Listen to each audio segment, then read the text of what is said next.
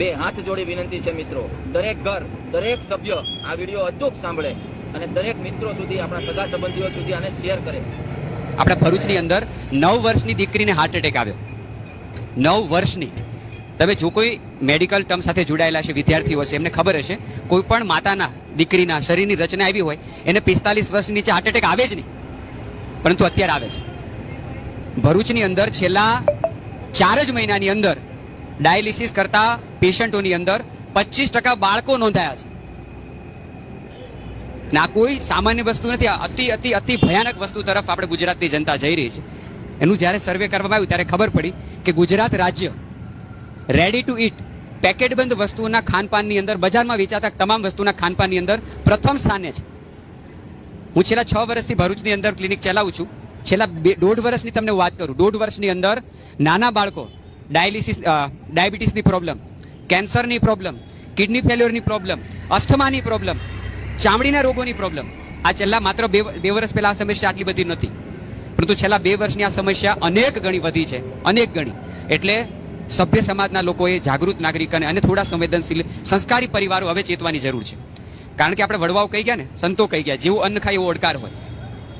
હવે આહાર એટલી હદે આપણો બગડી ગયો છે કે જો હવે જાગૃત નહીં રહે તો ત્રીજી આપણી તમારા ઘરમાં જે નાની પેઢી ઉછરી રહી છે ને, એ ભયાનક ગતિ તરફ આગળ વધી રહી છે. અને આ લોકોનું ટાર્ગેટ છે જગતના ધનાઢ્ય 10 થી 12 પરિવારોનું એક ગ્રુપ છે, અને એનું બહુ મોટું ઇન્વેસ્ટમેન્ટ ફાર્માસ્યુટિકલ ક્ષેત્ર છે. અને આવનારા સમયની અંદર સૌથી મોટામાં મોટી કોઈ બીમારી હોય ને, મંચ ઉપર બેઠું છું છતાં મારે બોલવું પડે છે, એ ઇન્ફર્ટાલિટી છે, બાળકો પેદા નહીં થાય. એટલે આ લોકો હવે ભારતમાં એ લોકોને પરમિશન મળતી નથી, જાપાનમાં એ લોકોને પરમિશન મળી ગઈ, કોરિયામાં પરમિશન મળી ગઈ, ત્રીજા રાષ્ટ્રનું મને નામ ખબર નથી. યંગ લોકો યુટ્યુબમાં વિડીયો પણ જોયો છે, 35 મિનિટની આખી ક્લિપ છે. 30 હજારના એવા મોટા હોસ્પિટલો બનાવવાના છે જેમાં આર્ટિફિશિયલ ઇન્ટેલિજન્સથી બાળકો પેદા થશે, અને એ બાળકોની અંદર દાળ ભાત શાક રોટલી કરતા એને નિરોગી રાખવા માટે, હેલ્ધી રાખવા માટે અથવા તેનું શરીર ટકાવવા માટે ગોળીઓની જરૂર પડશે. આ હદે હવે આપણી જનરેશન જઈ રહી છે. એમાંથી બચવું હશે ને તો આહાર શુદ્ધ હશે તો બચી શકીશું. ને એ લોકો આવી સંખ્યા વધે એટલા માટે આપણો આહાર બગાડ્યો છે. છેલ્લા 3 વર્ષની અંદર જ સર્વે એવું કહે છે કે બાળકોની અંદર ભયાનક રીતે આ પેકેટબંધ વસ્તુનું ખૂબ ચલણ ચાલ્યું છે. અને એ ચલણની અંદર આપણે ક્યારેય વિચાર્યું નથી કે કેવી રીતે બને છે, એની અંદર શું નાખવામાં આવે છે. જ્યારથી રશિયા અને યુક્રેન આ બે વચ્ચે જ્યારે યુદ્ધ થયું એટલે પામ તેલ મોંઘું થયું, તમને ખ્યાલ હશે, બરાબર? કારણ કે આપણે ઇમ્પોર્ટ કરીને લાવતા હતા મલેશિયાથી, એટલે 2 આંકલા બાંધે તો નુકસાન બહુ બધે થાય. અને એ નુકસાનમાં શું થયું કે પામ તેલ મોંઘું થયું, એ તો ખરાબ જ હતું. પરંતુ ભારતની અંદર અને ખાસ કરીને ગુજરાતની અંદર ખાણીપીણીના ગુજરાતીઓ શોખીન આપણે, બરાબર? હવે આ ધંધા તો બધા ચાલવા જોઈએ. તમે જેટલી પણ બેકરી પ્રોડક્ટ જોવો છો, જેટલી પણ bakery product branded by branded, તમે કંપનીનું નામ લઈ લો, બરાબર? 2 જ વસ્તુમાં માં ઘરે ભાખરી રોટલી બનાવે તો મોણમાં તેલ નાખે.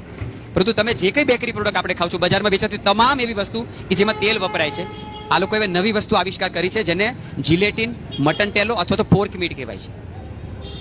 દુનિયાની અંદર સૌથી વધારે બીફ ખવાય, ગૌ માંસ, અને સેકન્ડ નંબર ઉપર પોર્ક મીટ ખવાય, સુવરનું માંસ ખવાય.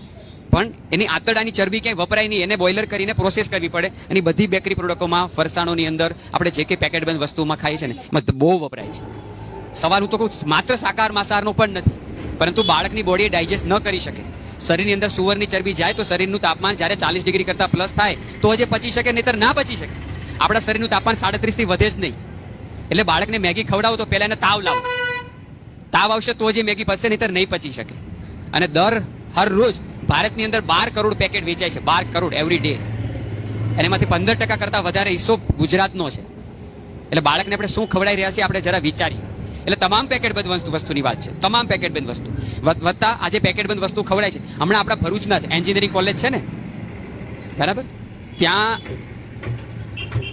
એક આપણા એક પરિચિત ભાઈ રહે છે, જોબ કરે છે ત્યાં. એની છોકરીને અચાનક બીમાર પડી, હાજી નથી થતી, એટલે સિવિલ લઈ જવી પડી. સિવિલ લઈ જાય ત્યારે ખબર પડી એને બોન મેરો કેન્સર છે. તમને ખબર છે 9 વર્ષની દીકરીના મા બાપનું છે કે પપ્પા મને દવા આપીને મારી નાખો, આ પેન મારાથી સહન નથી થતું. અને હરરોજ 22 કેસ નોંધાય છે સિવિલ હોસ્પિટલમાં, બધા જ ગુજરાતના. આ તો નોંધાય છે એની વાત છે, નાના નાના કેટલા હશે જે નહીં નોંધાય. બોન મેરો કેન્સર એટલે ખબર છે વ્યક્તિ કેટલી પીડા હદે ભોગવતું હોય, અને બહુ વધી રહ્યું છે.